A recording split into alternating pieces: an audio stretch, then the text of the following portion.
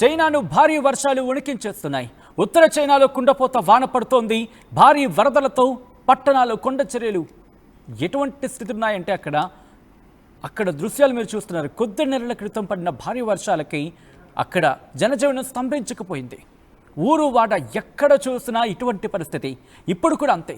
ఉత్తర చైనాలో కుండపోత వాన పడింది. భారీ వరదలతో పట్టణాలు నీట మునిగిపోయాయి. కొండ చర్యలు విరిగి పడుతున్నాయి. ఇప్పటి వరకు 50 మందికి పైగా మృతి చెందారంటే అర్థం చేసుకోవచ్చు. రాజధాని బీజింగ్ సహా 10 ప్రావిన్స్లలో డేంజర్ వార్నింగ్ హెచ్చరికలు ఉన్నాయంటే అక్కడ పరిస్థితిని అర్థం పడుతోంది. ఎక్కడ చూసినా భారీ వర్షాలకు మీరు చూడొచ్చు. నేల అనేది కనిపిస్తుందా? నీటి చుక్కలు కాదు, సారీ, ఆ నీటి మధ్యలో, ఆ నీళ్ల మధ్యలోని ఆ గృహాలు, ఆ ఇళ్ళు, అక్కడ కార్లు. బహుశా ఎండ వచ్చింది అక్కడ మీరు చూడొచ్చు. ఎండ వచ్చినప్పటికీ కూడా ఆ వరద నీరు ఎక్కడికి పోలేదు, అక్కడ ఉండిపోయింది. కార్లు డ్యామేజ్ అయిపోయాయి. ప్రొక్లైనర్ సాయంతో వాటిని అక్కడి నుంచి తరలించాల్సి వస్తుంది. భారీ భారీ జేసీబీలు తెప్పించాల్సి వస్తుంది.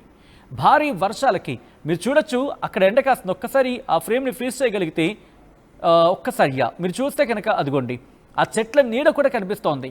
అంటే భారీ వర్షాలు పడ్డాయి. ఇంకో పక్క ఎండ కాసినప్పటికీ కూడా అక్కడ ఆ విజువల్ చూస్తే మనకు అర్థమవుతుంది తీవ్రత. భారీ వర్షాలు ఏ స్థాయిలో చైనాను అతలాకుతలం చేశాయనేది.